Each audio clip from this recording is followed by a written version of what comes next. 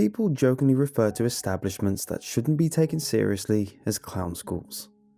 But what some people don't know is that clown schools are a real thing. I graduated nearly top of my classes, becoming a bit of a jack of all trades, and was fully qualified to entertain the masses as a painted-face klutz. With this prestigious qualification, I applied and was accepted to work in a circus specializing in clowns. Now, most circuses have a small number of clowns. However, this one ran 9 other highly trained professionals. So, including myself, that made 10. These guys were the best at what they do. Each of them were as skilled as the next in all the crafts of the job. However, each one had their own speciality. Whether it be juggling, dancing, balloon animals, miming, no one could compete. They had years on me, so, being a little green, I was the rookie of the troupe. Because I joined much later than the rest, and they were the prestigious namesake of the circus, they were like a clique. A clique I desperately wanted to get into. See, I tried my hardest to make them laugh, and on their own, I could eventually find their humour tickle spot. However, the more there were, the harder it was to make them all laugh at the same time. This was due to the wildly different senses of humour they all had. I'd tell a racy joke and have a few of them dying of laughter. However, another would find it distasteful and storm off. I'd try goofy humour, which would get some of them going, but the others would just find it immature. There was one in particular whose whole act was that he was eternally grumpy. His face paint was the visage of a permanent frown, and he never laughed at anything I did. What motivated me, though, was that when they were together, I'd sometimes see them in the distance, all laughing together, even the grumpy one. This meant that there was something I could do to get them to unanimously laugh, and I had a feeling that when I discovered this common ground, I'd be let into the group. My biggest lead was their ritual. We were a travelling circus, and whenever we moved to another town or city, they all went out to party. Only those 9. I asked around to the others in the circus as to why they never joined them, and I always got the same answer. Because it's a clown thing. This hurt a bit, and was embarrassing when they'd find out that I was never invited. It kind of put a damper on my own work motivation. I once brought it up to one, and was given a reasonable answer. That it was because they all went with their wives, and that because I was alone, they felt it wouldn't be fun for me. For a while, I accepted this. I mean, it was fair. It sucks to be a 3rd wheel, or a 5th, but a 19th wheel? I don't think I could comprehend the levels of embarrassing social stigmas that would follow. I just accepted that I'd probably not go out with them until I was at least dating someone, which is as hard as you can imagine for a clown. This changed when I was talking to someone else at a later date. We were in a new town, and as per usual, they were planning on going out after work. I simply told him to have fun with his wife, and he just looked at me weird and said it was just them going. It was obvious. The wife thing was just an excuse. This drove my curiosity into overdrive. So, I decided to do some sleuthing and investigate what was really going on. After work, I threw on my normal rags and followed them to the bar. It was surprisingly easy to not be noticed. Because we hadn't met after work, they never really recognized me outside of my clown attire, so to them, I was just another patron at the club. I just sat across the room and watched them together. They all just stood there, looking around shiftily and sipping from their drinks. It looked like they didn't really talk much, besides making comments about people around the bar, as apparent by their body language and their pointing. They hid it well though. If you were glancing at them, you'd see a group of aged friends just hanging out and enjoying each other's company. However, if you were watching them like a hawk, like I was, you'd see how suspicious it all seemed. After a while of nothing happening, I saw they were preparing for something.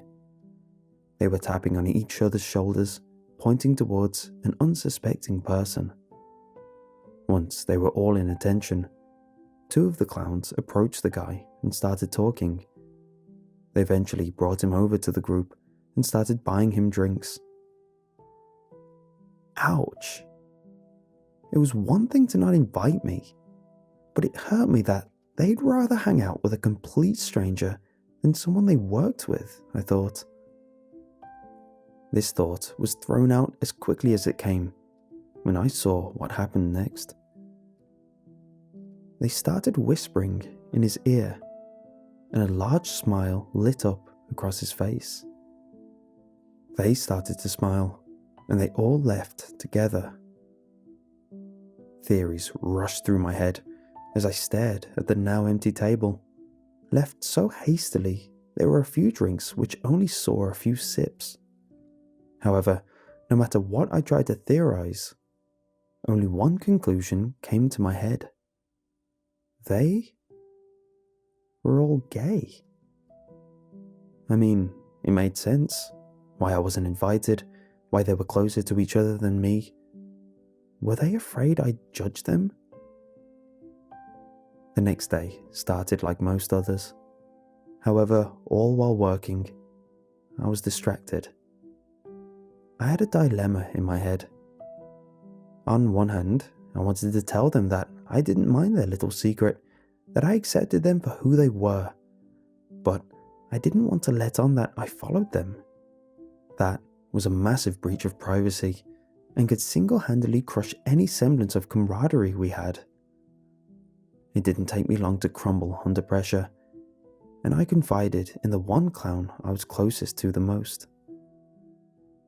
I brought it up that I was conflicted, that I followed them the previous night and saw what happened. I urgently told him that I accepted them and that their secret was safe with me, but that I was hesitant about bringing it up to the group. I finished by asking what I should do. In the end, I did this because I trusted his opinion.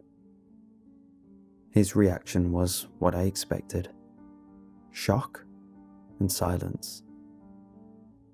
At first, he didn't know how to take it. However, after furrowing his brow and mulling it over, he said he'd talk to the boys about it. I thanked him profusely and was suddenly excited. All this coming from me could have been disastrous, but from him, this could be my in. Once the circus closed, the group approached me. What they told me lit me up. They said that they don't normally go out twice in one area. However, for me, they would make an exception. They said they would go out later that week and that I was free to join them. I faked hesitation to not sound desperate, but eventually I heartily accepted. Though afterwards, in my head, I hoped I didn't have to join in on any activities. The day couldn't come faster, and when it did, I was ready. I was obviously nervous, but I tried my best to hide it. This was my big shot at being accepted into the inner circle. All I had to do was fit in and not blow it.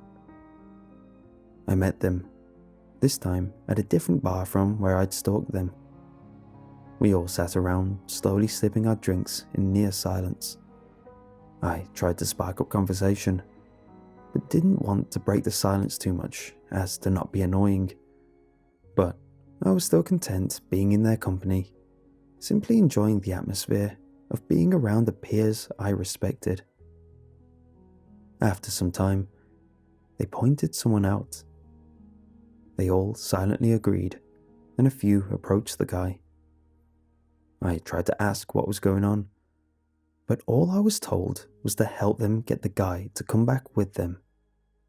I wasn't going to ask too much details, so I joined in on buttering the guy up. While they were each pitching in talking to the guy, I leant towards my friend and politely told him I didn't want to join in and that I'd just watch at most, which to me was an overcommitment in itself, but it was the most compromise I was willing to do. He replied that I already knew too much to not be involved and that I'd have to get my hands a little dirty. This rubbed me the wrong way. No way was I going to be pressured into something I didn't want to do. But I also didn't want to ruin the evening, and worse, ruin all the progress I'd made so far. So, I chose not to speak up in that moment. Soon enough, the guy was swayed and agreed to leave with the group. Not too long after, we all ended up back at the circus in the clown's private area. I was nervous at what I was going to witness, and worse, what I was possibly going to do. However, I was prepared as I'm a very tolerant person. As soon as he stepped in, one from behind slit the guy's throat as another kicked a large container in his direction, which caught him and any blood that was about to spill. They all moved together in an eerily efficient, synonymous manner, each doing a job they had most likely rehearsed many times before, with the fitness that comes with being a physical performer. It was all akin to a well-oiled machine. While all this was going on, it suddenly sank in, and I started to scream. I was told to keep quiet, though probably not due to being caught. We were alone in a tent in the middle of a large field. No one was around. It was more likely because it was simply annoying. They barked at me to get used to it, that I was a part of this now, and that I needed to man up. My eyes flitted about the dimly lit tent. I saw one preparing a sharp bone knife, while another pulled out pots, pans, and spices. It painted a picture that was terrifyingly easy to figure out. I eventually composed myself enough to remark that this wasn't what I was expecting. At this, they all stopped and looked at me with confused expressions. One eventually piped up and asked what I meant by that. That they thought I knew what I was getting myself into, that I implicitly asked to be a part of this. I fell silent, now embarrassed at how far my conclusion was from the truth, before sharing it with the room.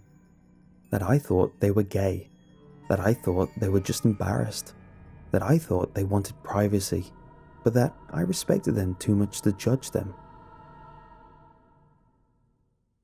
They all looked at each other, this time seemingly with a look of defeat, a slight sadness. Wordlessly, they surrounded me.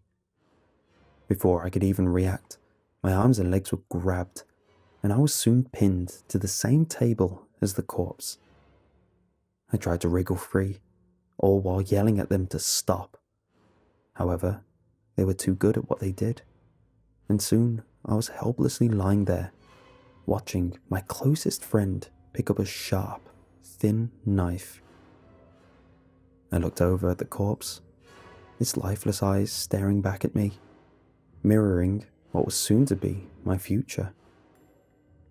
My closest friend, the one I confided in, looked sad as he held the knife, inspecting the edge, almost as if he felt responsible for the miscommunication.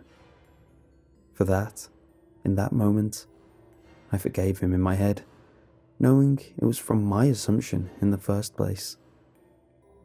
Once he was satisfied with the blade's edge, he held up the knife while muttering that he was sorry. In panic, I looked at him in the eyes and yelled at him to stop. He must have had a shred more compassion for me than the others, because at this, he respected my request and froze with his hands in the air, gripped tightly on the knife. I'm a clown, I spluttered. At this, they didn't react, thinking I was trying to tug on their emotions, add a sense of camaraderie. Just as my friend looked like he was about to follow through, I carried on. Don't you think I'll taste funny? I said this with a straight face, at first staring at my friend, then looking around the room. They all paused once more and started looking at one another. The first thing I heard were chuckles, followed by laughing, then bellows. Even the grumpy one was falling down in stitches. They all let go of me as my friend relaxed with the knife. As I apprehensively got up, one of them piped up. He told me to never mention any of what was going on to anyone. Otherwise, I'd end up like him. After which he pointed to the corpse. I hastily agreed and started to leave. As I did, I could hear them all start moving again, getting ready to prepare their meal. The next day, I showed up and got a smile and a nod from each of them as I bumped into them. I nodded back, trying to show face. I carried on working there, knowing that if I hastily left, they'd take it as a sign of aggression, and I probably wouldn't live long enough to tell anyone. I tried my best to turn a blind eye. However, I always carried a feeling of guilt each time we moved to a new area, watching them as they all light-heartedly prepared for their next party.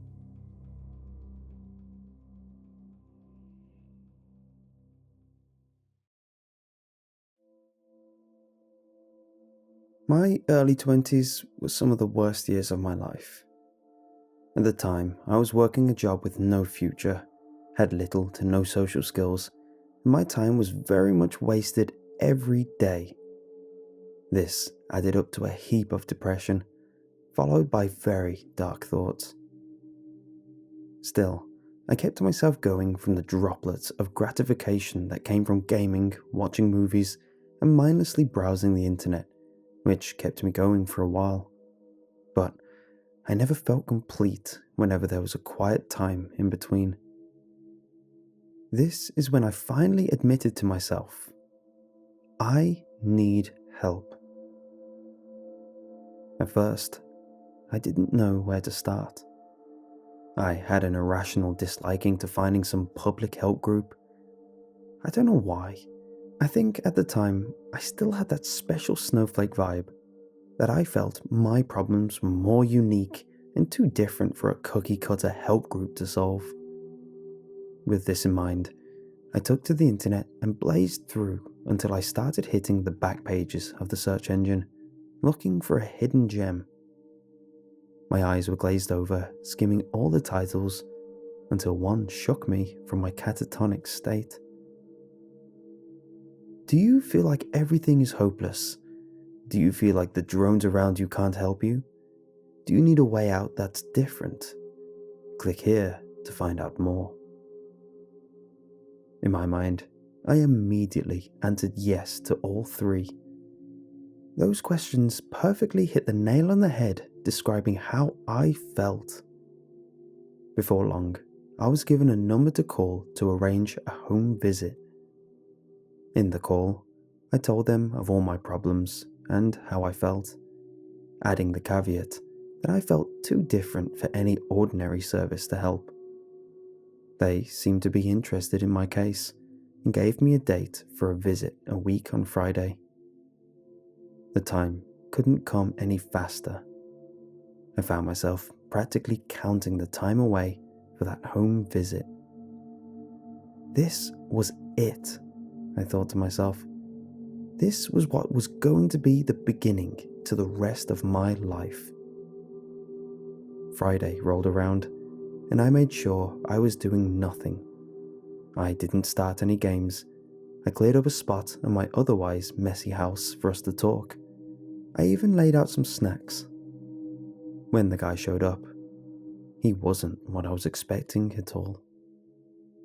He was a very serious-looking man in an all-black suit and tie, carrying a very formal briefcase. He looked like he should be bodyguarding someone of importance, not messing around with a slob like me. I offered him food and drinks numerous times throughout the appointment. However, he denied each time. He was just here for business, and he was serious. The speech he gave me was astounding. He rattled on about how I was the driving force for everything that's happened in my life, that all the bad that's happened to me was either directly or indirectly due to decisions I've made throughout my life, that all my decisions has led to this point, and how my future decisions will either pull me out or keep me going on this downward path.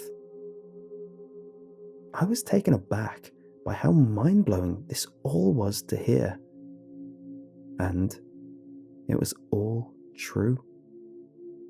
I often felt like a mess, yet I kept my house messy, which reinforced that ideal. I felt horrible when wasting time, yet I purposely chose to waste the free time I had. I was always tired, yet I chose to stay up all night and barely get any sleep before work. I really was the primary reason for everything wrong in my life. This was all perfect and everything I needed. Until the last point. He started to go on about one last decision I had to make. This is when he pulled out his briefcase, something which he hadn't drawn attention to at any point prior. He opened it on my just about cleared coffee table and turned it around. In the case were 2 pills, each on a soft bed. They almost glowed in the light with their glossy, opaque coat. I stared at them. One was the most intense, warm red I'd ever seen in person before. The other was a cool, chilling blue. I stared at them in disbelief, furrowing my brow in anticipation of what this was all about. I had already half figured it out in my head. I mean, who hasn't seen The Matrix? I was more just curious about the direction he was going to take this. Your life is a series of decisions which has led you to this one key moment. Will you take the blue pill, see your life carry on as it is? Or will you take the red pill and grasp the opportunity to end that cycle? He said all this with a straight face, so I reciprocated by taking it seriously. I put on a concentrating look while I eyed each option. My mind came to the thought of the red pill. I mean, it sounds like the correct decision, right? This whole session was about making decisions to forward my life and to stop choosing to be stagnant. But then, reality kicked in. If there's something I've learned from failed diets and life-changing schemes, it's that there is no fast fix in life. If you want to lose weight, you have to work hard with diet and exercise. If you want to get rich, you can't just magic opportunities. You have to be proactive. And I figured that this was the moral of the session. I'll take the blue pill, I retorted. This was the first time I saw him react, and his serious gaze was briefly dropped when he took in what I said. Are you sure? I've sat here telling you to take control of your life. You have to make proactive decisions, he said, trying to sound persuasive. However, no matter how persuasive he was, I had it all figured out in my head. No, I'll take the blue pill. I know I have to make good decisions from now on, which I will do, but I also know that there are no magic fixes in life. Right now, I'm making the first big decision of my new life. I'm choosing to take the hard way so I can grow. At first, he scowled a bit, but then he smirked and left me one last remark. Okay, you have made your decision. He handed me the blue pill as he carried on. However, I will leave you the red pill. If you ever feel like you need an escape, this is always an option. And with that, he left. I took the blue pill and swallowed it with the dregs of coffee I had left, smiled, and had a new outlook in life. From here, everything went uphill. I started by identifying issues in my life. I had all the common things you can think of. I was terrible in social situations, especially around women. I put in about 40% effort at work, at most. I lived a messy life and ate terribly. I would stay up all night and be slowed down for the entire day after as consequence. At first, I went overboard. I forced myself into a healthy diet to my body's protests, burned myself out on my work, leaving me with a new kind of exhaustion. I made a fool of myself in front of others. This sent me spiraling back to square one, and in a way, made me feel worse than before. A new rock bottom. However, no matter how many times I hit this point, I would look at the red pill. This would make me call back the meeting and bring back the emotional overflow which inspired this new journey of mine. I would remember my convictions, get up, and try again. After researching some helpful tips online, I found an interesting Japanese philosophy called Kaizen. It's the principle of changing so little in your life that you barely notice it. This helped a lot, as what always sent me back was my psyche getting too shocked from sudden changes in status quo and reverting back to my toxic default. I started very small. I swapped out a few unhealthy eating habits for a few good ones. I did the dishes whenever I used them, and I started simply taking notes at work. Once all this became second nature, I added to it. I started saying hello and have a nice day to cashiers whenever I shopped. I cleaned a different room every week, rather than trying to tackle the whole house. I started seeking small tasks to do at work. And you know what? People took notice. Co-workers suddenly had an interest in me. I was striking up conversation with various staff at shops, and I was starting to be praised for my efforts at work. All this led to an amazing rush of dopamine each time, and my positivity ramped up. I was now making friends. I was now being approached for conversation rather than being forced to for work. I was even getting a bit of attention from curious ladies. The red pill, once a symbol of my lowest low, was now a symbol of how far I'd came. I kept it in a little clear box on my bedside cabinet and told anyone who was interested of its story. This is not to say I never almost caved in. Failed dates, poor performance at work, mess piling up in my home. All of these would start to pull me back to my low. And each time, I'd eye the red pill, curiosity growing of what it did, temptation clawing at me for its promise of an easy fix. However, I'd use these feelings to remind myself of its message. The message of the thankless stranger who blessed me with this motivation all those years ago. That last thought hit me one day. I never thanked him. This was something I wanted to amend, now that I was flying through life. First, I tried looking up the site. However, the link was dead. A common thing for most old independent websites due to the rise and presence of a more central social media-centric nature of the internet. I dug out my old phone and tried calling the number I was given all those years ago. However, the number was seemingly not in use anymore. I had all but given up. The last thing to try was to start searching Google to find if it rebranded itself elsewhere, or see if I could find traces of it on the back pages somewhere.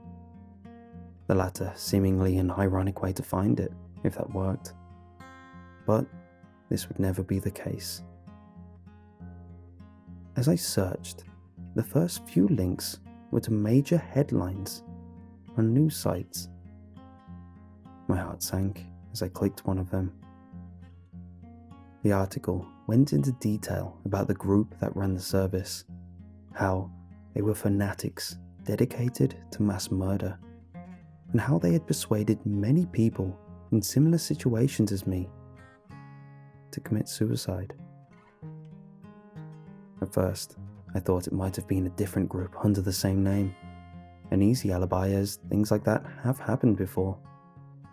I made every excuse under the sun to deny their involvement, until I saw how they did it. First, they would find people who were in a low point of their life. Then, they would offer them a choice. A blue pill, which was simply a placebo, or a red pill, which was filled with a lethal dose of cyanide, which, if ingested, would result in a person's death within minutes. My stomach sank reading this. It went on to say there were no survivors, that everyone involved were either arrested or found dead on scene, having taken one of the red pills themselves. This was contradictory, as I am living proof that there was a survivor. Not that they could ever find out, since they never kept a strong paper trail. I was in shock. Everything I had based my life around was, in a way, a lie. They weren't a help group. They were a bunch of mugs lusting for murder, a murder cult which took advantage of people in a dark point of their lives, a concept that helped push me to where I am today. I had to take a break from my computer, so I went to my room to sit on my bed and look at the red pill. My prized possession, now a symbol of death. But that's when I had my epiphany.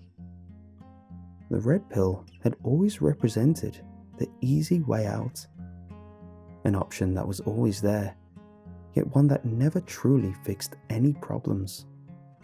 It was, as it always represented, suicide. A message which they believed was the perfect solution. However, to me, it's a misguided message.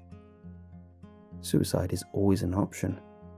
However, it's a permanent solution to a temporary problem.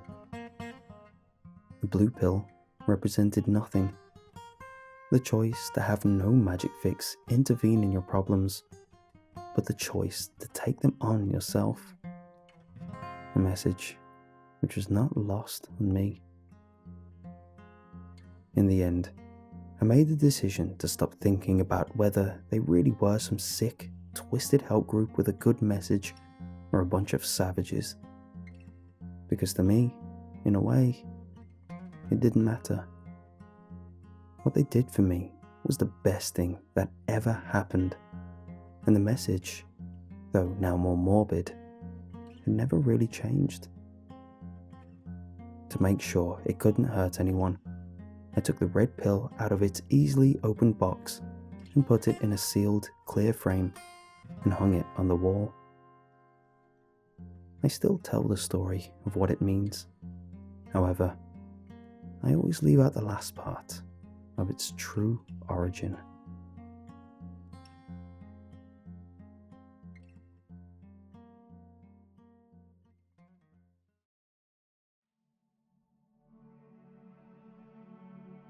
When I was a kid, I was a bit of a brat. I was by no means a bad kid, but I'd push the line from time to time. As a result, my mother would occasionally punish me. However, I didn't just get a spank or a timeout or anything you'd expect. She was what you would call creative. One time, when I was young, I'd said a cuss word my mother disagreed with. I must have picked it up from somewhere in passing. As punishment, she made me come up with 100 alternatives for that word and made me say each one several times out loud. Even to this day, when I find myself about to scream an expletive, my mouth spurts out fudge, frick, or some lighter alternative. Another big part of my childhood was that we moved around a lot. My mother had to raise me all on her own, and so if something ever happened to her job, we were forced to relocate to where she could make a living. You'd think this would have an adverse effect on my life, but in reality, it didn't. I was never that new kid who never fit in because he didn't have a stable friend group. I'd easily make new friends wherever we went. This was in large due to my social upbringing. Being social is a skill, and it was a skill that I was taught by my mother, who had to do this a lot. We had moved to this one place when I was around 8. By then, I had already grown accustomed to the process of moving. I unpacked my clothes into the new wardrobe, I set up my bed sheets, and explored the layout. Then, finally, saving the best for last, I unpacked my toys. All was well for the first few weeks. I was already making friends, I was having fun exploring the neighborhood. However, when I went to play with my toys one day, I noticed a number of them missing. At first, a childhood fear set in, the horrible, sinking feeling of loss. I went to my mom and asked her if she'd moved them for any reason. She said no, and suggested I possibly misplaced them, that this might not have happened if I tidied up. I went back to my room, defeated. However, the more I thought about what my mom said, the more I saw what she was saying. Piecing together the context, I put together that this was a punishment for not tidying up. I figured if I cleaned up after play, they would magically reappear, which, of course, would be my mom simply returning them. It was around this time that something strange started to happen. At night, I started hearing faint noises. It was a kind of scratching and scraping. It was hard to place at first. It sounded to be in the walls at times. But the more I concentrated, the clearer I started to hear it. I was eventually certain that it was coming from somewhere under my bed. This, of course, made me think of the dreaded monster under the bed I'd heard about. Each night I'd hear it. A small shuffle here, a little scrape there. Then some weirder noises. Beeps that sounded like a laser gun, a blare of sounds that reminded me of a plane, and a muffled sound that I recognized as the voice of one of my figures. I confronted my mom about it. I told her I was hearing strange noises at night, that I was scared there was a monster under the bed. She jokingly seemed to bring up that it might be the toys I'm missing. I went back to my room after that, a little more confused than before. The toys disappearing made sense to me. Though my mom wasn't telling me, I was pretty confident she had them. But the noises at night did not. I took a deep breath and quickly peered under my bed. nothing. I tidied up my act after that. I made sure to clean up every time I took something out. I made sure to show my mom too, which she praised. I hoped each time that she'd return my toys, but nothing would come of it. One night, I was woken by a new sound. It was barely audible, but after a while, I soon recognized it as a metallic squeak. It would repeat, squeak, squeak, squeak, like something old straining to move, over and over. It then started to pick up, getting faster and more frequent. Throughout all this, I was terrified, covering myself with my sheets, as to me, they were the best defense against whatever was stirring below me. This all led to one startling noise. The sound of movement coming out from under my bed. It sounded small, and it stopped suddenly. After that, there was a pause of silence, at which I was fully awake and fully aware, adrenaline keeping me from escaping to a sleepy peace. I held my breath and strained my ears, waiting for any more stirrings. The silence was soon broken with the sounds of grazing across the floor. It sounded like it was heading towards where the last noise ended. However, it never moved far. It soon stopped, and I suddenly felt alone. Sleep wasn't easy that night. When I woke the next morning, I had almost forgotten about everything that night, my mind pushing it to the realm of possibly being a frightening dream. But as I got out of bed, something on the floor caught my eye. It was one of the toys I had lost, a small metal replica car. This made me apprehensive about the space under my bed from then on. I was puzzled about where it came from. There was definitely nothing under my bed. I had checked many times before. I took a deep breath, heart racing, and peeked under to compulsively check again. Although dark, it was still empty. That morning, I asked my mom if she was in my room that night. She told me no, but I had a feeling it was her returning the toy to me. The following weeks, things calmed down, and I was soon back to my old habits. I'd leave my toys out longer and longer after playing, tidying up later each time. Some days I didn't even bother at all. After a while, I started to notice that my toy count was far fewer than it had ever been before. It was so noticeable that my mom picked up on it as well. She pinned them on disappearing due to the move and promised that I'll get more on my birthday, which was quickly coming up. The excitement at this trumped all feelings of loss and was the thought that kept me going, despite my lack of things to play with. This was because my birthdays were legendary. Due to the constant moving, my mother always made an effort to make my birthdays as social as possible. It was a great way for me to make friends with the local kids, and for her to meet new people as well. It was a win-win. When my birthday rolled around, everything was perfect. Things started with some organized activities. We played musical chairs, pass the parcel, and other amusing games that ended with fun rewards. After a while, we all worked up an appetite with our high-energy competitiveness. We moved on to the buffet, which consisted of all your childhood favorites: hot dogs, burgers, sausage rolls, and other finger foods, followed by plenty of cake.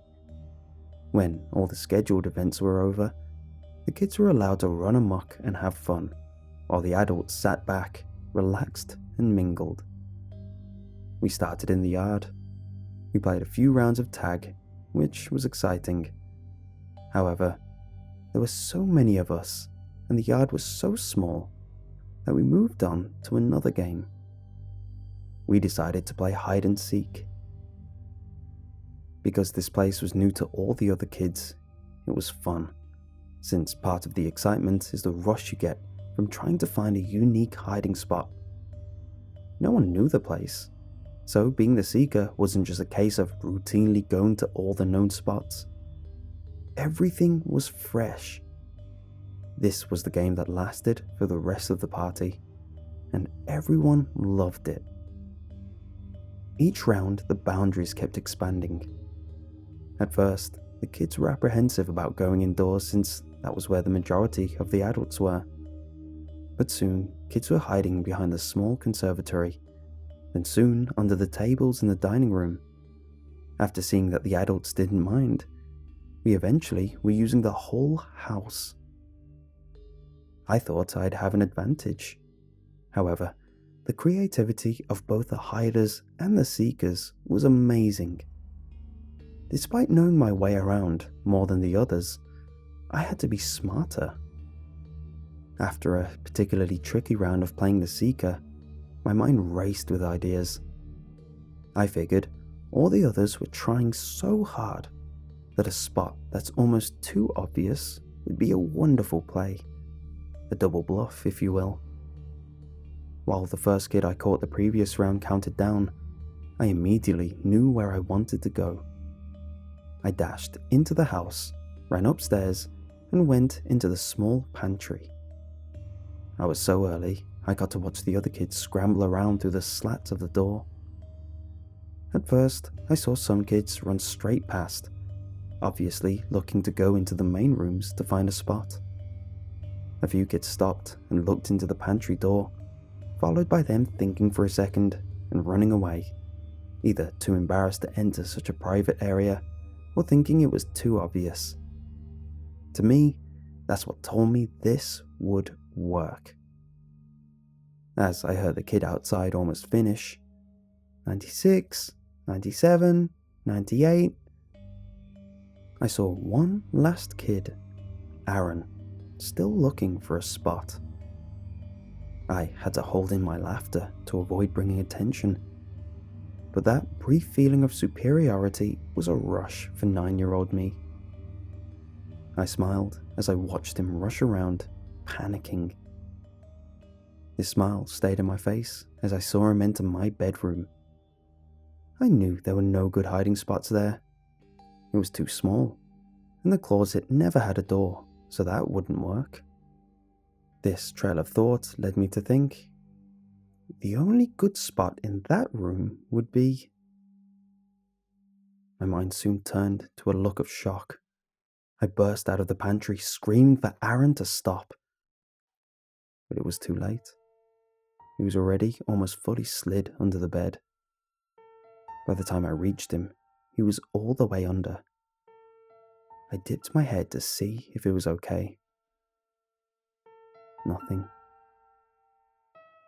From my perspective, I could just see the other side of the room. The space under the bed was completely empty. I screamed. I cried. I wailed. It wasn't long until some adults caught wind that this wasn't a fun kind of screaming. They rushed to me, and I tried my best to stumble out what happened. Though they never took everything I said at face value. I mean, a kid saying the monster under the bed took Aaron is a bit of a stretch. They did take the part that Aaron was missing seriously. They soon rounded up all the kids, minus one, which confirmed their fears. After that, everything was a blur of pain and sadness. The police got involved. I was questioned more. My story stayed the same, to the frustration of the adults and the police. They knew I knew the most, but the police chalked it up to trauma blocking my memory, and that the monster I was referring to was a stranger that kidnapped Aaron during the games. The rest of the day was filled with tears from many people. This really took a toll on the entire community and is still talked about to this day. After this whole ordeal, things changed. My mother was more careful about how she made me socialize, choosing to keep a more careful eye on me. Things changed for me too. The noises from under my bed were still there, mixed with the occasional sounds of scratching and movement, with the quiet sounds of giggling and hushed whispers. Sometimes at night, I'd be kept up with the long-lasting sounds of whimpering, followed by soft scratches on the floor. I tried to tell my mom, but from everything she pieced together, she pinned it on more trauma and guilt eating away at me, something which we got checked up on multiple occasions. A few years later, we were set to move again. Although the bed I'd used was originally from that house, my mother opted to take it with us. From everything that happened, I was hesitant and wanted to stop her. But we needed all the help we could get, so there was no way of talking her out of a free bed.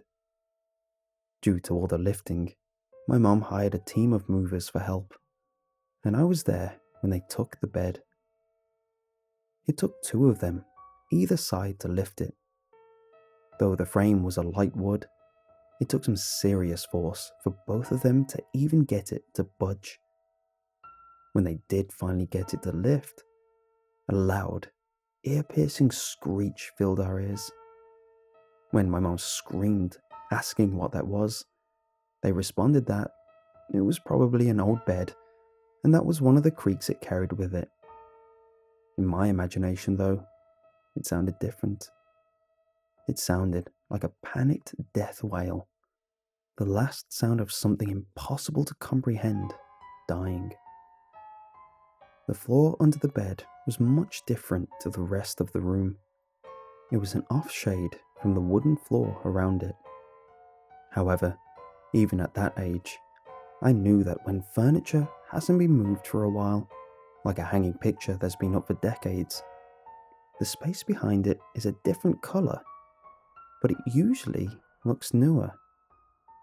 This was not the case. What we were looking at looked way more worn and beat up than the rest of the floor. It was covered in scratches all over, all of which ended almost perfectly with the edge of the worn square, like it was stenciled in by the bed. The movers brushed it off as marks from previous moving of furniture, but I saw something different.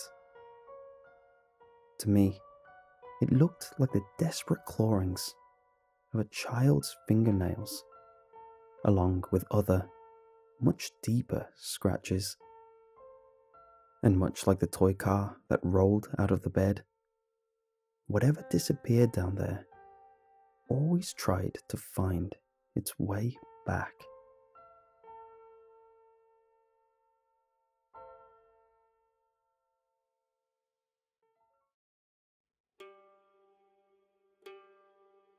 My time management is a mess. I work a full-time job, and that is my excuse. The truth is, I'm a bit vain. I work a standard 9 to 5 and still make time for the gym. However, the pittance I'm paid from work gets quickly run down every month from my healthy spending habits, supplements, organic foods, and the sheer amount I eat while bulking adds up. On top of that, the gym I went to was pretty high-end. It sucked putting so much work on my physique only for it to cost so much to maintain. This is why I tried starting something on the side to make some extra cash. Being an avid gymaholic, I would follow many fitness gurus on social media, mainly on Twitter and Instagram. Every so often, they'll post a promotion to a new fad product along with an affiliate link. It wasn't hard to figure out that these companies are probably paying them an obscene amount to make these posts. This was the spark which inspired my idea. See, I never really got into social media. I only ever used it to follow others and keep up with friends. I wasn't about to put years of work to build one up from scratch. I simply didn't have the time. So I took a shortcut. There are various sites where you can buy likes, retweets, follows, and comments for Twitter. I started small, buying a few hundred followers and a few dozen likes and retweets, and some comments too. I mainly copied what other fitness figures posted on their pages. I posted selfies, body shots, and food photos, often followed by inspirational quotes. It started off great, though it did create a new expense in my life. However, I kept telling myself that it was an investment, something that would pay off at a later date. I kept this up for a few months, buying more and more likes, followers, and so on, which made it look like I was some up-and-coming star. With this, phase 1 was complete. I was on to the next step, to email companies and sell out. The best part is that it worked. From here, it was a cycle of buying social media influence and blindly getting paid to promote products. I put a large portion of the money generated into paying for the exposure and skimmed whatever was left for myself. For a while, it was great. It was my first big success in life. I had created a business from nothing. I felt like I was ready to do a TED Talk. However, things soon began to turn in the strangest way possible. It started small. I'd skim through my notifications and a few comments would catch my attention. They'd say odd things in broken English like, "Your body with good," "Hi, I like," which I chalked to the bots acting up. However, sometimes they'd be rather ominous, like, "Your look, watch you." They were often a scatter of words, except some would come off rather threateningly, like, "You will be finish," and "I wish you end." Obviously, I wasn't put off by this. I figured at the time that things like "watch you" was English for "follow you." But I still had an air of caution in the back of my head. To me, it was either the random comment generator just doing its thing, or some people who sniffed out my scheme.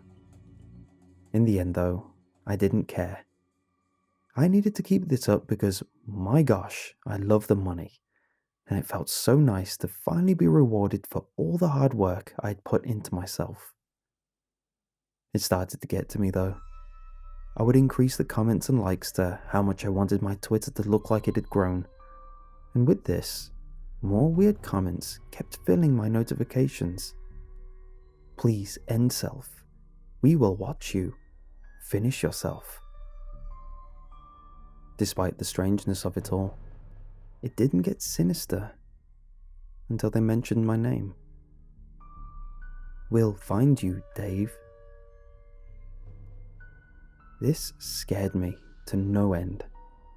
I scoured their profile to see who they were and how they might know me, but their account was simple and very non-descriptive. It looked like a bot, like the ones that were active on my account. But that didn't explain why and how it said my name. It wasn't until I went back to the original post that I felt I'd figured it out.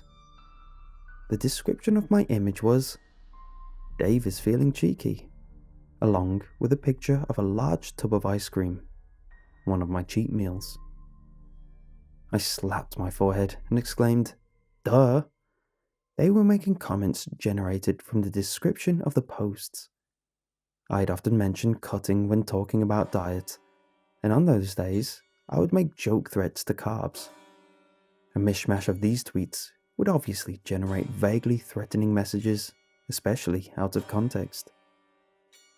This satisfied me, until this correlation was no longer the case.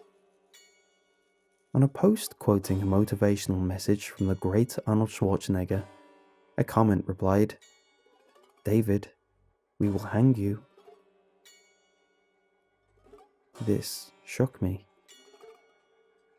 I never mentioned anything to do with hanging, And more disturbingly, I had never referred to myself as David, only as Dave. Still, they were just comments, and this was now essentially my business. Plus, as a bodybuilder, you develop a strong mentality of persevering through pain, so I saw this as a hurdle I must overcome, not a reason to quit. This was just a speed bump, I told myself.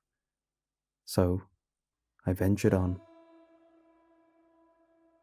I want to say everything was smooth sailing from then on, but it wasn't.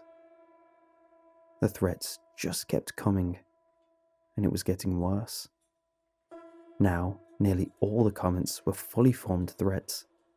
They were no longer simply vague, they sounded targeted. It got to the point that real people who found my posts were questioning why it was happening, talking to each other to find out if I was involved in some form of controversy. Between the threats, though, there was a message slowly being formed. It started off as a jumble of numbers and letters, but after each one I saw, they started to form into something that made my heart sink. 2 numbers, a word, followed by the word street. It was unmistakably the first line of my address. 3 more comments followed, each one adding a detail. I couldn't stop it. Somehow they posted my full address in the comments.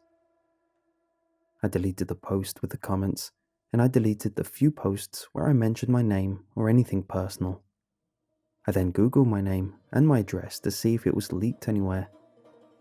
It wasn't. It couldn't have been the company where I bought my likes. I never had to send my address to buy them. At this point, I'd sunk so much into the scheme that I refused to cut my loss. I still kept the account growing, and the sponsors still rolled in. I bought more comments and more likes to see if the threats could be drowned out.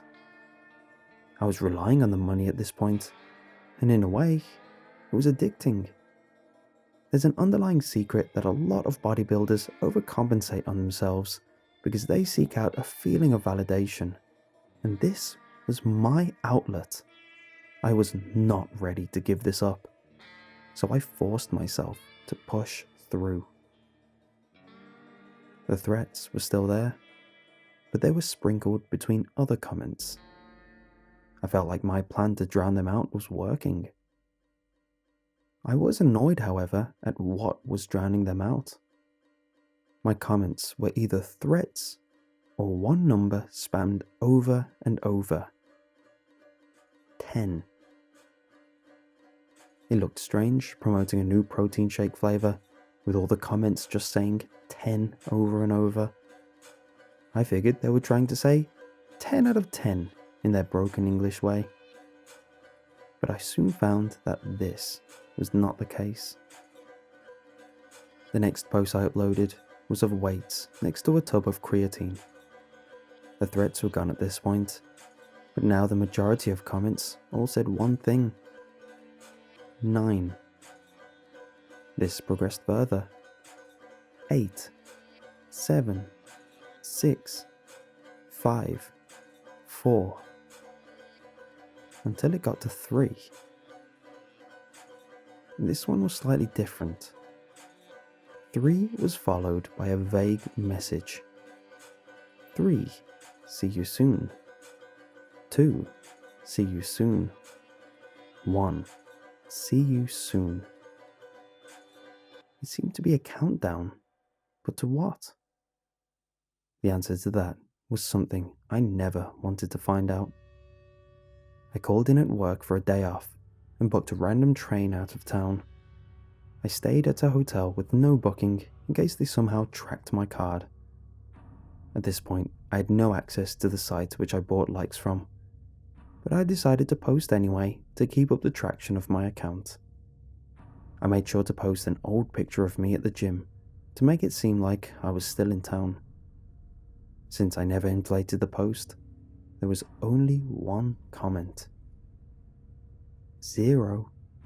We're here. I didn't sleep that night. When I came home, I found my apartment was just how I left it. I looked around thoroughly, but there was only one thing I found out of place. There was a note on my desk that simply said, "Sorry we missed you. We'll hopefully see you soon." I felt sick. Not just by the feeling of invasion, but the cold way the note was worded.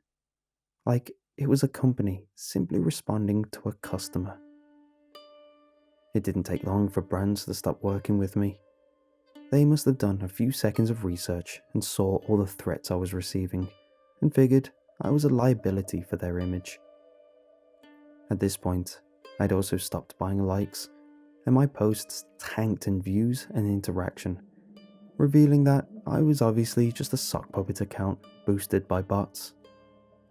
I've stopped going on Twitter altogether. The account still exists, but now it just sits there as a reminder of the bizarre events which still scare me to this day. And besides, I've moved on to Instagram. It's fun there, and it's more picture-oriented, which is perfect for me. I'm thinking of building up a fan base. I just need to find a new site to buy likes.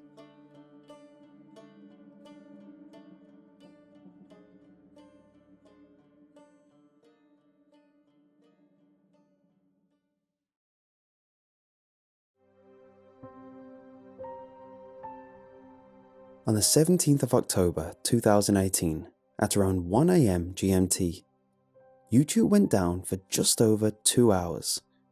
Social media was flooded with jokes, rants, and a few people shot out some theories.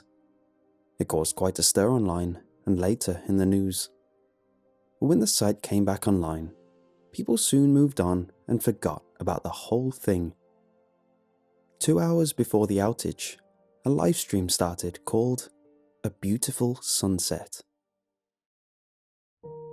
Personally, I'm not big into YouTube. I definitely appreciate it as the new culture media hub it's became, but I just use it to listen to music and background noise. My roommate, however, is someone who lines up more as a fan of YouTube. He is subscribed to a lot of channels over the years he's been on there. One theme he's always leaned towards is horror channels. The dark side of YouTube, he called them. He would listen to scary stories, conspiracy theories, and horror movie reviews. I personally didn't have the time or patience to watch these videos, but I loved hearing about them. He'd usually condense what he'd heard into a short TLDR for me, and then we'd have something new to talk about. It was a great way to keep up conversations with him, and he loved talking about things to an outsider to add to his opinions. This, of course, didn't stop him trying to get me to watch and listen to the things he loved, but I just politely turn him down and wait for him to tell me about them afterwards. This doesn't mean I would ignore what he'd tell me about. I didn't just apathetically listen when he'd rave on about a new thing he'd just found. I genuinely paid attention and chimed in when I could. This is why I remember so well a live stream he excitedly found. It was a small live stream. It only had about 20 to 30 viewers when he joined in, but it slowly grew in numbers over time. It was called A Beautiful Sunset.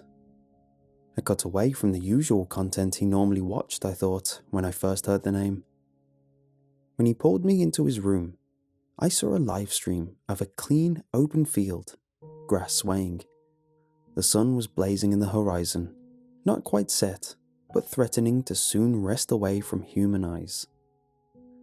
The light emanating from the sun, bathing the scene in a serene pink and orange glow. Quite honestly, it was beautiful. So I could understand people watching the stream in a sort of visual ASMR. But again, this seemed way off from what my roommate usually watched. When he told me about it, it made much more sense. As I watched the viewer count rise then fall then rise again in very sudden spikes. He said this livestream was appearing in a lot of people's recommended page. Another weird out-of-place video blasted to a lot of people's feeds. One thing they had in common was that they were mostly made up of horror fans. So naturally, I didn't see it when I checked my page. Because of this, he theorized that this had some sort of deeper element. Trust a conspiracy fan to think like a conspiracy theorist. But he wasn't alone. The Discord group he was in all seemed to entertain this idea. To me, if they were right, it was a fresh, new experience they were about to share and be a part of firsthand. If they were wrong, they'd spend the night watching a beautiful sunset. Either way, I thought he'd have his fun. However, I was still uninterested in spending my whole evening on this, so I told him that I didn't want to join in, but he was free to message me if something interesting happened. At this, I went back to my room, listened to music, and kept Discord on my second monitor so I could see his messages as they came. I soon started to regret my decision at this agreement. He was relentless in his messages. I wasn't watching the live stream, but I may as well have been with how much he messaged me. He read into everything. A bird would fly past and he would tell me, along with a timestamp, followed by some quick math on the numbers in case something stood out. The screen would flicker at intervals, and he would do the same thing to that too. Sometimes there'd be a sound, and he would update me on what his friends were theorizing it was. I swear at some points he was just using our chat as a place to take notes. I didn't mind though. I could not wait to talk to him about the various things afterwards, and I was especially excited to hear his thoughts on the conclusion to all this. To me, this would be a juicy conversation. There was one theory that him and his friends all agreed on, which he repeated to me a number of times. They all believed that something would happen the moment the sun set. This made sense to me since a sunset could be used as a countdown of sorts, and the darkness would be a perfect transition to add a morbid twist. I toyed with the idea of joining the livestream for that, but I felt part of the fun in our conversations was the dynamic of him explaining things to someone who wasn't in the know. This wasn't for lack of trying on his part, but I decided to let him have this. Besides, I was preoccupied with my own things. After a while, the updates stopped, and for about an hour, I never received a word about what was going on. The last few messages were about how the sun was just about to slip behind the horizon and night was approaching. By then, I was already deep into whatever time sink I'd fallen into, and it slipped my mind to check. I assumed that he was heavily invested at that point and didn't want to switch to Discord in case he missed anything important. Almost an hour after the last message, something weird happened. My music stopped playing on my YouTube tab. Bemused, I checked to see if my autoplay session had timed out. But instead, I was greeted by a grey block where the video should have been, and small grey blocks on all the thumbnails on the related videos. Confused, I tried going to the homepage, but that had the same effect. Just grey squares where the thumbnails and titles should have been. I checked my internet connection by trying different sites. Twitter, Facebook, Reddit. They all worked. Each site I checked had many references to others experiencing the same thing. Twitter and Facebook had a lot of people making jokes about it, and the YouTube subreddit was full of reports and complaints. It seemed to be a worldwide thing. Something which I don't think had ever happened before. YouTube generates its money from ad revenue, so it must have been taking a huge hit to be down like this. I remembered my friend and his live stream, so I went to check on my friend to see how he was dealing with it. I peered into his room after giving his door a small knock. His back was to me, and I could see on his screen what used to be a YouTube page, now just grey squares on the dark theme background. He wasn't moving, so I presumed he had fallen asleep on his chair. A shame because he was very into his little ARG, but convenient that YouTube went down, knowing he would have probably been let down at that unfortunate timing of the outage. The next day, we met in the kitchen. I was making my usual breakfast, and he stepped in, groggy from a bad sleep. I poked fun at him about falling asleep on his chair in front of his computer. He squinted at this and shook it off. After a bit of small talk, I brought up the live stream, ready to be regaled in the information he'd gathered and what his friends thought. Again, he shook this off, fervent that he didn't know what I was talking about. After everything that happened, I couldn't shake that off, so I confronted him about it. I brought up all of the previous evening's events, about how him and his friends were all into this weird ARG and wouldn't shut up about it, that he bombarded me with messages about it, and that he fell asleep on his chair after YouTube went down. His bemused squints turned into a look of confusion and a hint of panic. His eyes darted around as he tried to recall the previous night. Once he settled on something, his face calmed down, and he told me in a monotone voice that he never saw a live stream, and that he went on a walk last night and afterwards went to sleep. I challenged this, saying I had the messages to prove that was false, and following it with questions about where he went. He again had a look of panic as his eyes darted around in thought. But suddenly, his look faded into a calm, blank expression, and in a dull tone, he said he remembered no such thing, and it was just a walk, nothing more. I cocked my head at this and took him to my room. The annoying thing is, when I pulled up our Discord messages, anything about the livestream was deleted by user, which of course he denied ever doing. I tried looking around forums and tweets, but couldn't find a thing. He said an ominous thing about how I should be satisfied at this, and just walked away, leaving me sat there, feeling like a goon, not knowing what to think. I eventually took to the internet to try find any traces about the event, but all I could find were jokes and concerns about YouTube going down, and nothing more. As I sat there, exhausted on things to do, I came to a few ideas. The timing of YouTube going down was too much to be a coincidence, so there are two possibilities in my head. Either YouTube pulled the plug in time and interrupted the broadcast before it could finish what it set out to do, or they were too late, and whatever they've planned is yet to come.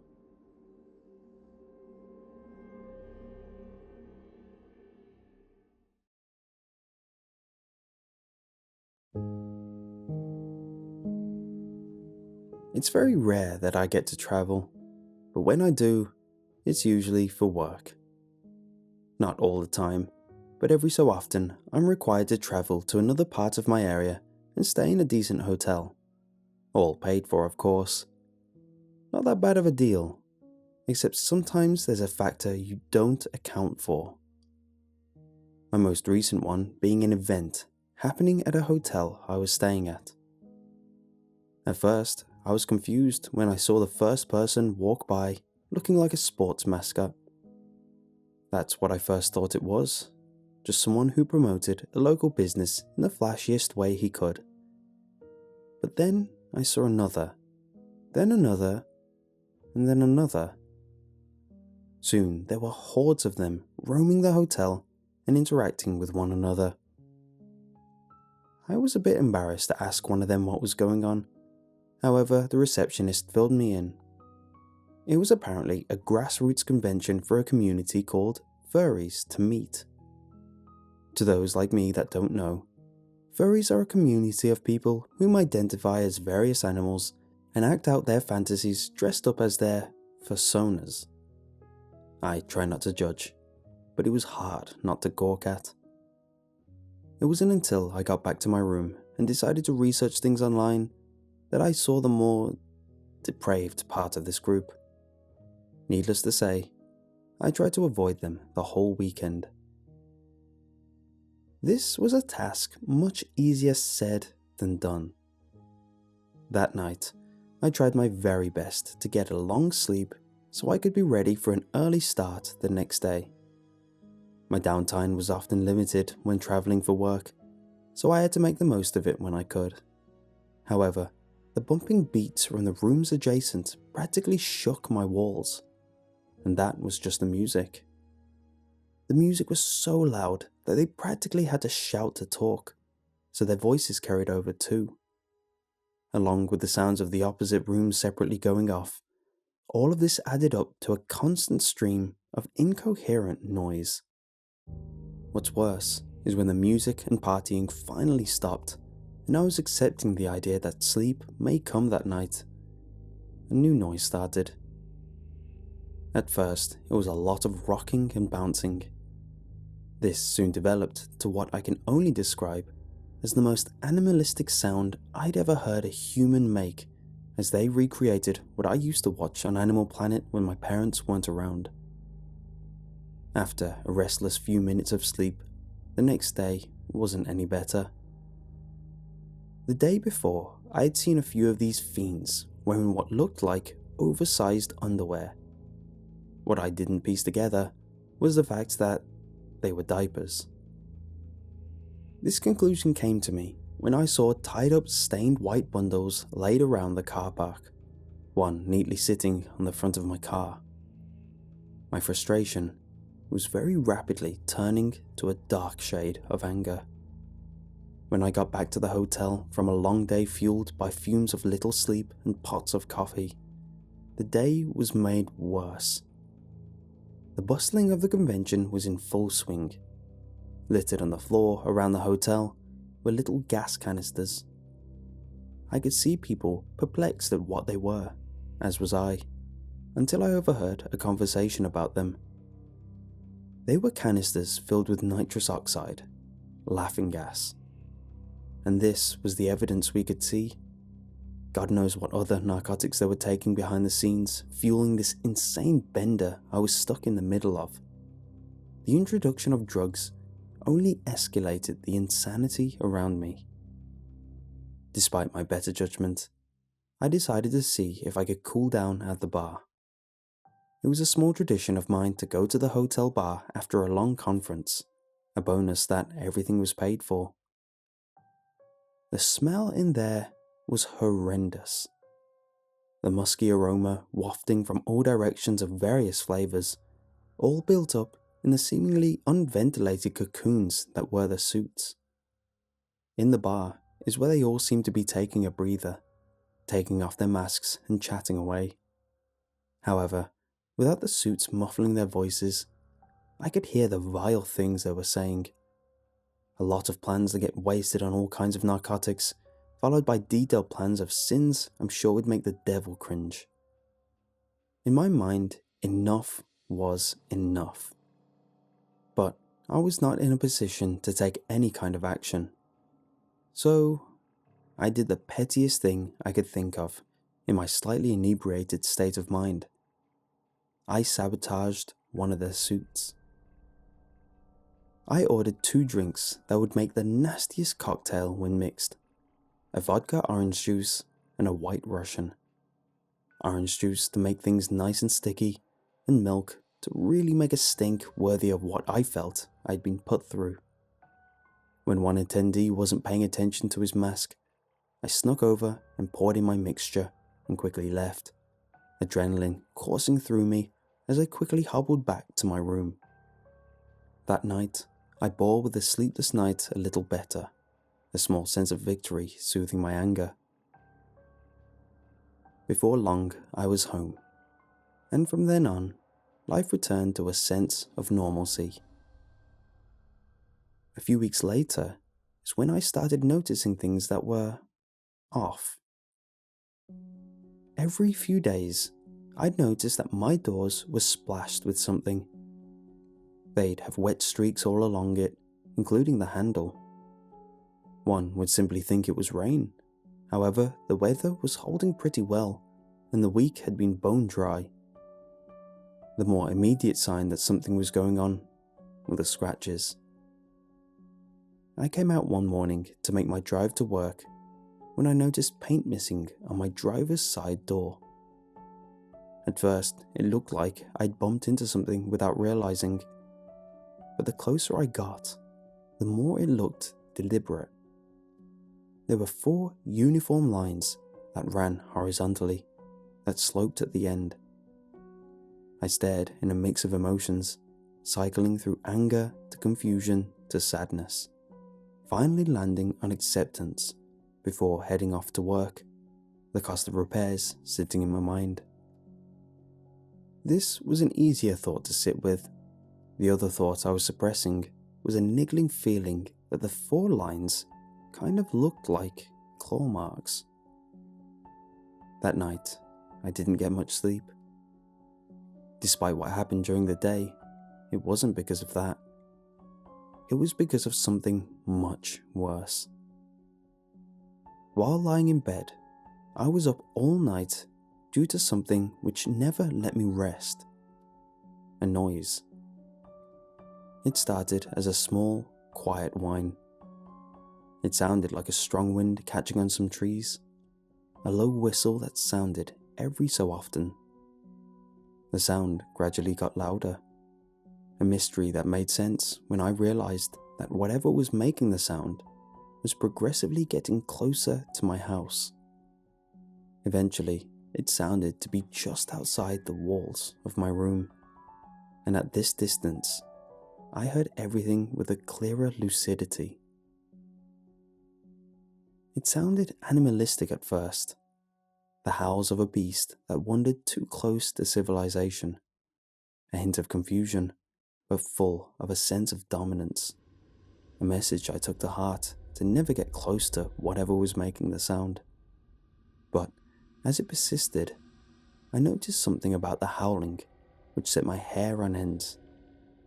It didn't sound wholly from an animal. There were hints of human. After this, I started paying more attention to my surroundings, keeping an eye out, especially in my neighborhood. A deep sense of paranoia crawling up my spine and making its home on my shoulder. You know how they say ignorance is bliss? Well, in some ways, I wish I kept my head down and just lived with the thought that whatever was happening was just random, isolated incidents. On the corner to my street, I'd occasionally see some young-looking people conveniently always concealed, something which wouldn't normally stand out, but now set my mind ablaze with questions of who they were, if they were there because they lived in that neighborhood, or if they had ill intentions. I pushed my luck by trying to subtly get their attention. I looked over and stared at them for an abnormal amount of time. When they glimpsed back and saw I was looking, they slinked away. A few times of doing this, I noticed something peculiar as one turned away. Something long and fuzzy hanging on the back of their jeans, reminiscent to a tail. As much as I tried to deny any correlation to the business trip, I couldn't quell these theories spinning in my mind. I was rampantly thinking how to end this. I couldn't call the police. What would I say? Some spooky kids are looking at me when I drive home, and some easily deniable things occasionally happen to my property? There's so much deniability in that. No, I needed to catch them in the act. So, that's what I set out to do. I travelled to an out-of-town department store and bought a set of security cameras. It didn't take long to install, and I was soon feeling pretty confident in my idea. That night, I slept peacefully with no interruption at all. The next day, I had a full day of work and felt confident that I probably wouldn't need to check the tapes, thinking that things might have calmed down now. Nevertheless, for assurance, I pulled up the previous night's footage and scrubbed through it when I got home. The greenery in the background twitched at an unnatural speed as I scrubbed through the empty footage. Squeaks of sped up noise occasionally coming out as a car passed by. Once night hit, the infrared sensor kicked in and dropped everything to a negative-looking black and white. As soon as I saw movement, I immediately paused the screen. In the middle of the frame was a figure. My heart sank, but held a little hope that it was just a lost passerby. When I scrubbed a bit further, I saw what it was, and suddenly, I didn't feel safe anymore. Standing still was a figure adorned in a full fursuit. I switched between normal speed and fast forward. Both presented this still standing figure. I saw the light of the moon rise and dim. I had ran through a few hours of footage, and a glimmer of hope shone. It was possible they knew there was a camera installed and convincingly placed a mannequin to give this eerie appearance. But as soon as the slivers of sunlight glimmered down, I saw the figure turn and walk away. My heart sank. What hurt most is that I could not seem to catch them in the act of doing something criminal, and when I did have evidence, it was of something innocuous. No one would be able to help a situation like this within my means. As a last-ditch effort, I looked online for answers. As like before, searching vague statements turned up to a lot of unsavory images and videos. The deeper I looked, the more depraved media I found. However, when I started searching for more specific terms including clips of my name and address, it turned up something which took me aback. A long forum post dedicated to me. It started as a shame post. Someone was filming their friend in a bar at the hotel, and when the cameraman caught a glimpse of me acting suspicious, they focused on me. As he did so was when I openly sabotaged the headpiece. The replies were a lot of disgust, and yes, looking at it out of context to my feelings, it did look bad. However, a bit further down, more active members started what turned into a witch hunt. They called the hotel under various aliases until they got my room number, then my name, then my address. My private information was posted for everyone to see, and this exposure was celebrated. It was a game to them, which they had been playing at my expense. With these leads, they rallied to a single cause: revenge. All of this was open to find. Various surface-level details of me, ideas ranging from inane pranks to physical abuse. However, my search was limited due to the post being locked by an admin who saw how crazy things were becoming. He locked it just before a Discord chat room was made, an app which I did have an account for, so I continued my search there. I joined, and my immediate reaction was disgust. It was a room wholly dedicated about me, and not in a good way. There weren't many people in there compared to the people joining in on the forum post, but the people in the post were all talk. This select few were about action. I dug through the chat room where they had piled up more information gathered by scoping me out. Times of when I left the house, when I went to the gym, where I went for lunch. It was added in a separate room just for information. In the events tab were a lot of things described which I had been noticing. Details about, quote, marking my house, which involved urinating on my door, which explained the wet marks I kept finding there. It seemed that was the initiation that they used to get a new member involved.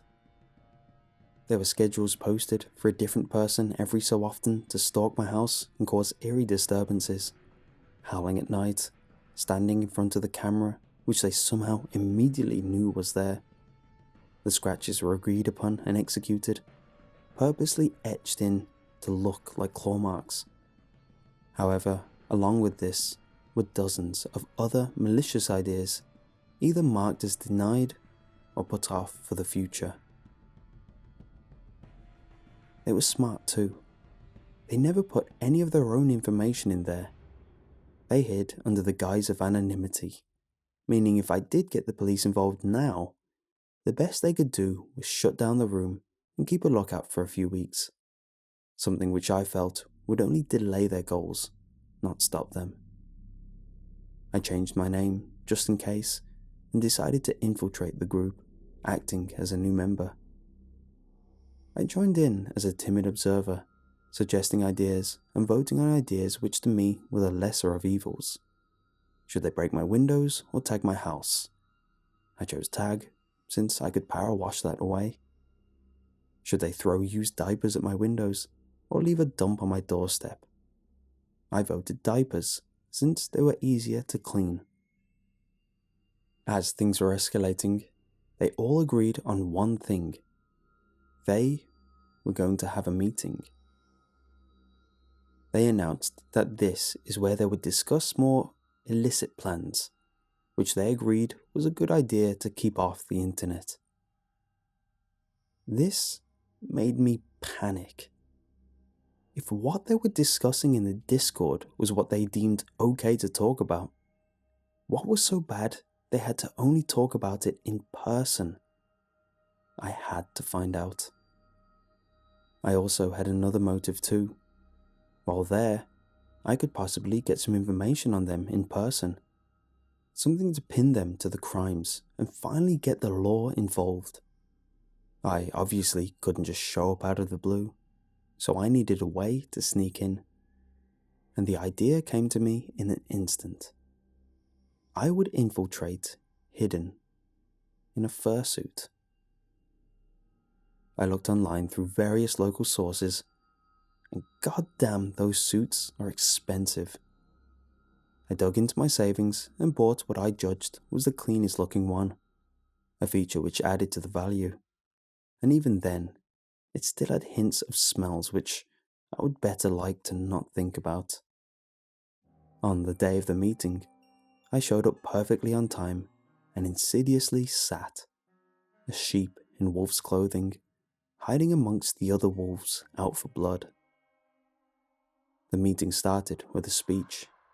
Talks of justice, talks of community, talks of sending a message.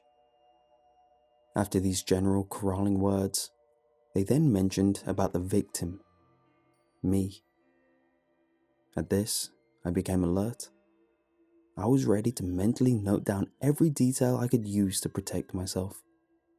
However, what he followed up with made me freeze in fear. He's in the room with us right now. The talker didn't even point me out at this, yet they all turned and looked directly at me. How did they know? I was especially careful in every step of my infiltration, and worst of all was the ideas racing through my head of what they were going to do to me. I was in an isolated room in the middle of nowhere, the only witnesses being the people who despised me. There was no point in hiding anymore, so I pulled off my mask. So at least, if these were my last moments, I'd be breathing good air rather than the stuffy atmosphere which built up in that suit. After gasping in some nice, refreshing cool air, I voiced my impressed confusion. I asked how they knew it was me. Their answer made me realize how careless I was. They explained that above the information they gathered about my address and name, they also found my online footprints, my commonly used usernames and such, so they pinned which account was me from the audit logs on Discord. Also, they're the main people in the local furry community, so when I came up with a brilliant idea to hide in a suit, they knew which outfit was me due to the order being sent to my address in my name. As soon as I heard how out of my element I was, I panicked. I rambled the first things that came to my head. I hastily started profusely apologizing. I tried to offer the world in my grovel. I said I'd pay for any damages. I would get on my knees and beg, that I would even give them the suit I just bought, free of charge. After my tirade, there was silence. Then the leader took off his mask, revealing who it was. This was either a good thing or the worst thing to happen. On one hand, it showed whatever happens that he trusts me. Or, on the other hand, that I won't be in any condition to be able to describe him to any authorities. He walked up to me, slowly, which gave off a menacing vibe. He then started talking. He said he'll take it, that he felt that I'd been through enough, and that I learnt my lesson. He then leaned in to my personal space, way too close for comfort. I could feel my heartbeat rise in anticipation, reverberating in the hollow suit I was in. In a low, more frightening tone, he threatened that if I ever messed with them again in any way, what happens to me would be much worse. At this, he leaned in a little closer and ran his tongue up the side of my cheek. Without context, it probably looked like the way a dog gives a kiss. But to me, it felt like him leaving his signature, that what he said was a contract, and he just signed the deal. I stripped out of the outfit, leaving it with them, and shamelessly made my way home in my underwear, looking much like a person caught walking home from a one-night stand gone wrong. From then on, I did as I was told. I haven't bothered anyone in that community. On the off chance I see a furry, I stay clear of them by a wide margin. And since then, I haven't been heckled since. Sometimes I'll see one of them out of costume, the only indicator being a fluffy keychain tail hanging off the back of their jeans or some other animal-inspired accessory. If I accidentally make eye contact, I nod in a silent agreement, and they nod back, both of us acknowledging the agreement with a manner of respect.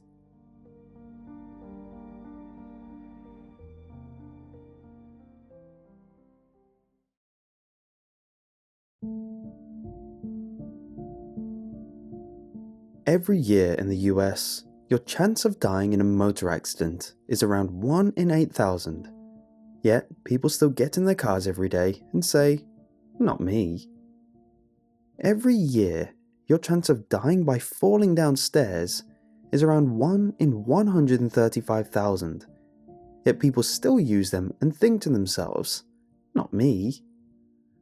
The odds of you getting hit by lightning each year is around 1 in 9 million.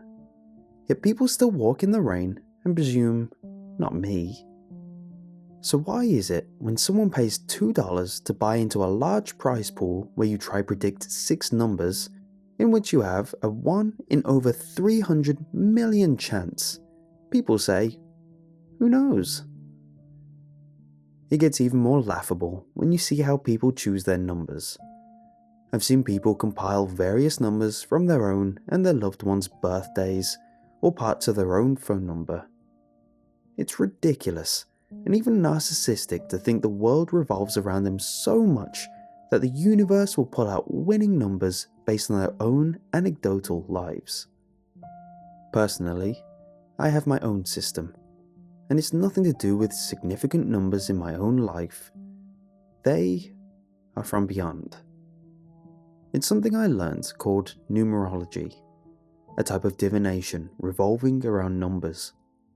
Various countries have their own versions of how they apply numbers to a greater power, but I found one that worked for me and stuck to it. The problem is, I never saw great success in it. You see, I work out my probabilities through a variety of calculations, from running words into numeric values, then putting them through a few set formulas depending on their purpose. But the probability of the outcome is usually only slightly better than someone just picking their lucky numbers. It's hard to explain its validity. The best I can describe is that usually the numbers that are wrong tend to be not too far off from the correct number, or a misvariant, like a 14 instead of a 41. This was the start of a rabbit hole I fell deep into in my spare time. I eventually found a way to increase my odds, a calculation from certain words and formulas that can refine the outcome into a more narrow field of likelihood. The ancients used this to predict dates for favourable battles or perfect times to execute an event. But it needs something, a price to be paid. Life. It sounded ridiculous when I first read about it, so I decided to test it. I input that I was going to give up 1 year of my lifespan and ran it through a calculation to give me lottery numbers. I bought my ticket and waited. I checked the next day, and to my shock, I won. Not the full jackpot, but I had a match on 3 numbers and the mega ball, which netted me $200. A few of the other numbers weren't too far off either. I was ecstatic at first, but this burst of happiness was very short-lived when I realized that I had essentially given a year of my life for $200. But it showed me that this had potential. Still, the idea scared me, so for the longest time I left it as an experimental phase in my life. From then on, I lived my life, and it was horrible. No matter how hard I tried, I never hit a point in my life where I was truly happy. I struggled to make any real connections in life, and work was a droning waste of time. It was during one of those bland days, wasting my time, when I overheard some co-workers talking about the upcoming $1.6 billion jackpot, when I remembered the strange experiment from before. Sure, I lost a year of my life for $200, but now I was wasting my time for a pittance of a wage. Time I will never get back. It got me thinking, what if I could give up a large portion of my life, time that I felt would be wasted on work, win the jackpot, and live the rest of my life in a blaze of glory? The idea sparked inspiration in me, because to me, what was my other option? To live life working at a menial job until I retire, by then having saved enough money to do a few fun things, but would have been too old to enjoy any of it? My insane idea sounded much more bearable than my current sane route in life.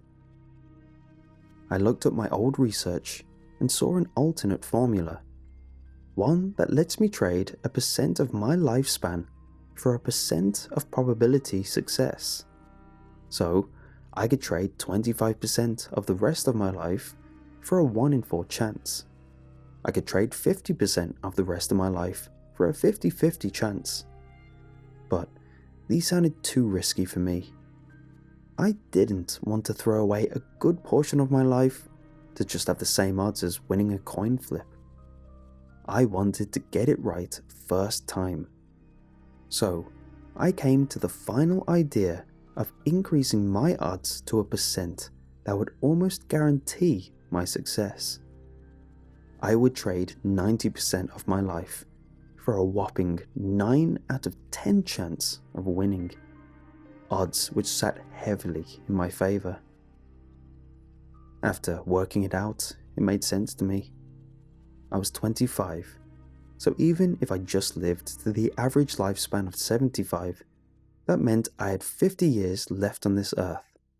So 10% of that would be 5 years. 5 years to do everything I wanted to do in life. In my head, I was ready to fit several lifetimes of fun in those 5 short years.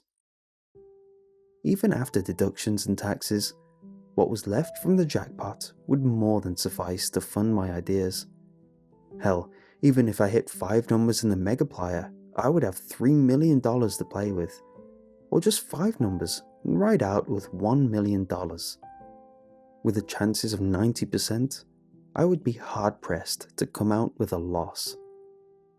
I took my pen to paper, scribbling out the instructions from my book and inputting my personal values in. As soon as I lifted my pen at the end, I felt a large part of my being leave. And suddenly, I felt very empty. I looked around, and for a moment, the world looked a lot more grey. I looked past it though, because I was already planning how I'd fill the rest of my now short life with the most insane years anyone had ever lived before. There's a serene excitedness to knowing I had little years to live, whilst having the means to do what I wanted within what was left. So many people are sat here with decades of their life left, but choose to do nothing, with the deluded comfort of thinking they'll always have time. Such a lie when you put yourself within the parameters of the odds of dying younger than you'd expect. Within likelihood, every day could essentially be your last. Yet, people don't live life with nearly enough enthusiasm as they should before this epiphany is realized. And by the time one contemplates their own mortality, it's often too late to really take advantage of it, as it's often realized very late in life. But, like how most people think they're better than the average driver, despite that being a contradictory statistic, or how girls think they're not like most girls, or guys who think they're not like most guys, people never truly think of themselves as a negative statistic. I confidently jotted the 7 numbers down and purchased my ticket. That night, I could barely sleep, a mix of excitement and nervousness switching around in my head. The next day, I got up in a haze, nervous to check the results. I flicked on the TV, and immediately the news was covering the story of how someone finally won the jackpot. My heart jumped. After weeks of no one winning, and suddenly now someone won. This had to be me, I thought. I pulled out my phone and looked up the winning numbers. 28, 62, 65, 70, Megaball 5, Megaplier 3. My heart jumped more. These all looked eerily familiar. I was sure these were the numbers I'd put on. With shaking hands, I pulled my ticket out my wallet. I unfolded the crumpled paper and slowly read the numbers. 27, 61, 64, 69, Megaball 4, Megaplier 2. All my numbers lined up perfectly, but every single digit was one lower. The calculation wasn't wrong. They were 90% accurate. I hope I have a good next few years.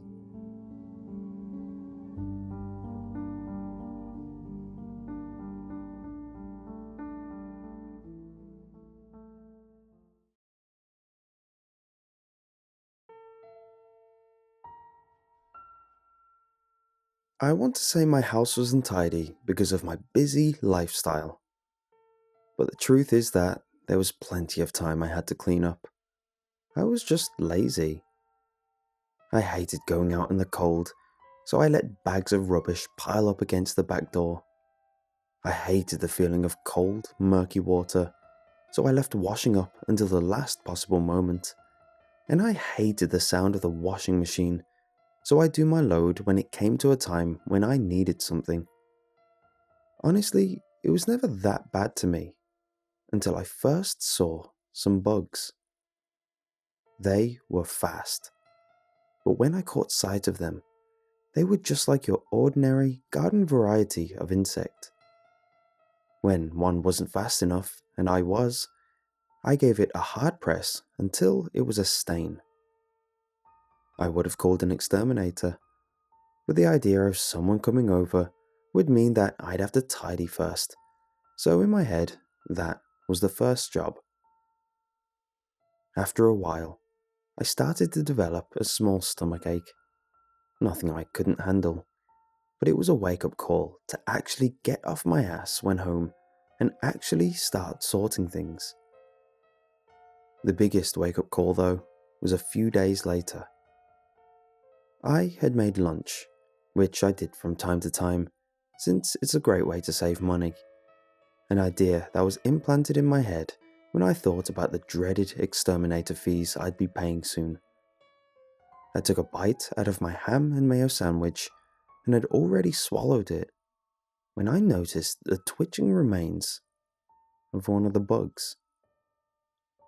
I immediately felt sick and wanted to spit out what I ate, but by then it was too late. I threw away the rest of my food, knowing that I needed to sort things as soon as possible. When I got home that day, I saw one of the bugs. I quickly scooped it up and examined it. I wanted to get a good description of it for the exterminator, since saying, "They're small, black, and have 6 legs," isn't really very specific. I held it up to my eye, watching it wriggle between my finger and thumb, detailing it in my head. It was an odd-looking thing, to say the least. It had just standard 6 legs. It looked black from a distance, but up close, it was more a translucent dark brown.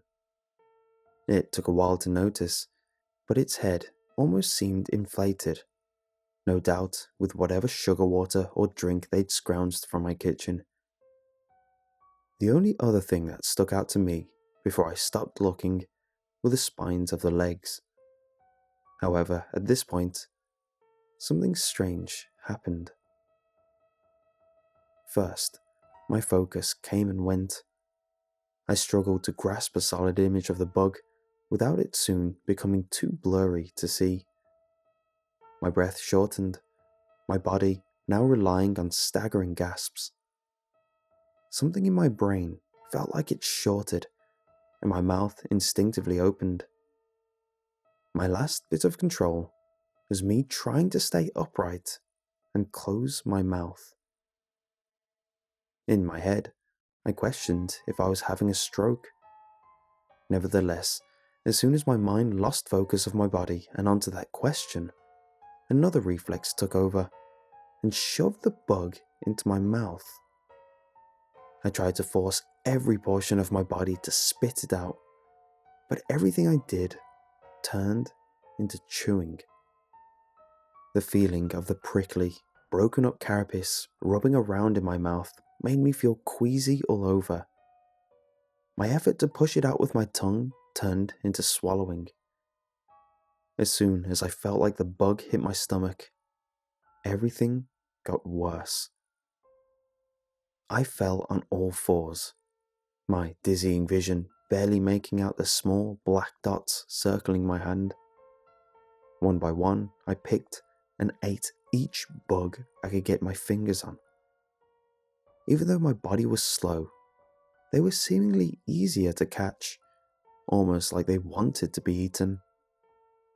Eventually, I was scraping the sides of my palms to scoop up groups at a time, with no regard to dust, and swallowing them down with minimal chewing. I felt sick, but my gag reflex was non-existent at this point, no matter how much I wanted to reject them. My last memory was standing up and stumbling away. The next day, I awoke slumped on my bed, my feet hanging off the sides. It seemed I walked there and slept where I fell. As soon as I moved, pain erupted in my stomach. Damn bugs. It was the same spot as before. However, it was many times worse. I got up, and while curled over, I tried to get ready for the day. But it was soon apparent that this would not happen, and I called in sick. I stumbled my way to my chair, ready to Netflix the day away as I waited for the pain to go away. I skimmed over the selections I recommended and put on an old 90s sitcom to calm my mood. I would have tried to assess what happened the night before, but that would have meant remembering the disgusting act I did, and that was something I didn't want to repeat in my head. Eating was not an option. I didn't eat the whole day since the pain would not subside. Eventually, I started to get tired, my body not seeming to have rested well the night before. I rested my head on the armrest as I lay down, and just before I was about to settle, in front of my eyes, I saw movement. A bug. Just as I thought about rushing up to get away from it, my body froze. The bug looked around, and after having sensed me, it stopped its random scuttling and faced me. Try as I might, I could not get my body to move. I tried screaming out, but it just came out as a meek groan. But with that, my mouth opened, and the bug took this as an invitation to enter. I felt it crawl into my mouth, its feet poking away a line along my cheek and down my throat. It forced its way through until it ended deep inside me. Tears were rolling down my eyes from the feeling of helplessness, the feeling of invasion filling my mind. I got up, first thinking I had gained control, but then I fell on all fours to the ground. And it began again.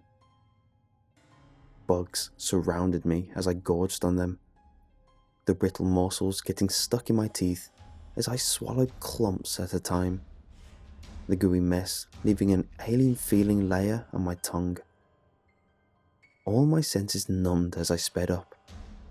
The pain I was feeling was gone, which just gave my body no reason to slow down. Eventually, I did slow down, my feeling returning as a tingling feeling on my skin.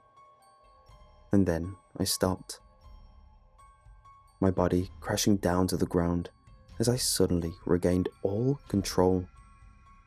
I got up, tears still smeared around my face as I spat out as much as I could. But I inevitably knew what was done was done. I hastily packed a small case and got out of my house as fast as I could. In a bid of respite, I booked the nearest hotel I could find. Soon, I was laying down on freshly laid sheets in an uncluttered room, the only things out of place being myself and my dusty old bag. My mind was feeling refreshed. Is this what it's like to live in a clean place? I thought to myself. Something I hadn't experienced in a long time. As I lay there, taking in the new, fresh surroundings, I eventually had to think about what I needed to do. The first thing I thought was an exterminator. That was a must, as I was now terrified of seeing even a single bug. A new priority I thought of was a cleaner. Being in a clean space made my headspace feel clean. I remember my mother always telling me something like that, but I always just took it as her trying to trick me into cleaning my room. The third priority was seeing the doctors. The pain in my stomach had returned, and it came with a vengeance. It felt like I had swallowed 1,000 razor blades while bouncing eternally on a trampoline, which might not have been too far from the truth. I was exhausted from the day though, and had resolved that I'd do all this the morning after. Getting up, all I wanted to do was go to the bathroom, brush my teeth, do my business, and go to bed. I unzipped my bag, which was stuffed with unfolded clothes. I rummaged around and pulled out my toiletry bag, which held a new toothbrush and other fresh bathroom supplies.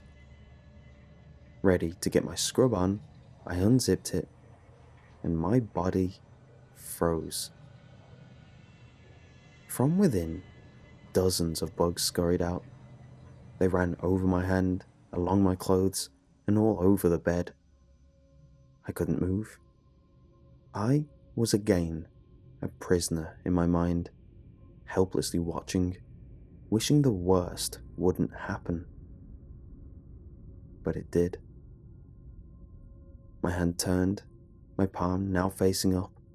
A cluster of bugs stayed in my palm, running small circles, making sure not to fall off. My hand raised up to my face, now eye level. The water in my eyes were not enough to block the view. Before I could brace myself, I palmed the entire contents into my mouth, and it began all over again. The bed providing a feasting ground in which my uncontrolled body took full advantage of. I had managed to blank most of it out, but not enough. I remember waking up the day after and immediately reaching for my phone. With the pain I was in, I should have really prioritized the doctors, but the events from the previous night made me want to end all the bugs as soon as I could. Between groans of pain, I managed to get a rush job booked within the same day.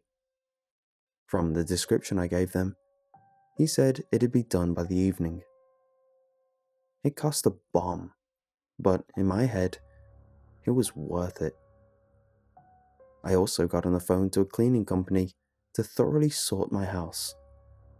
If mess brought them in, then I would do anything to prevent this from ever happening again.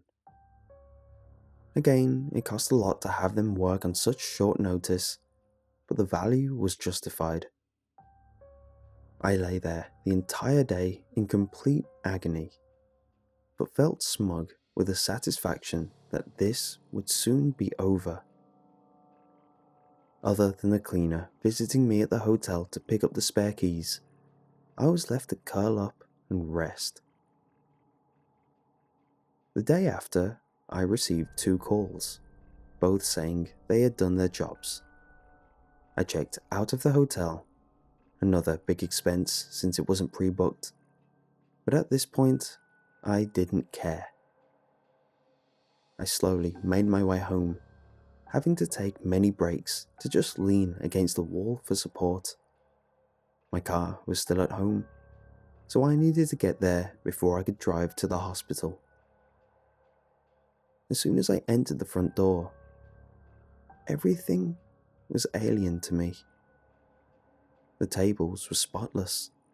I could see the floor, the shelves were perfectly stacked, and everything smelled like citrus. I took one step in just fine.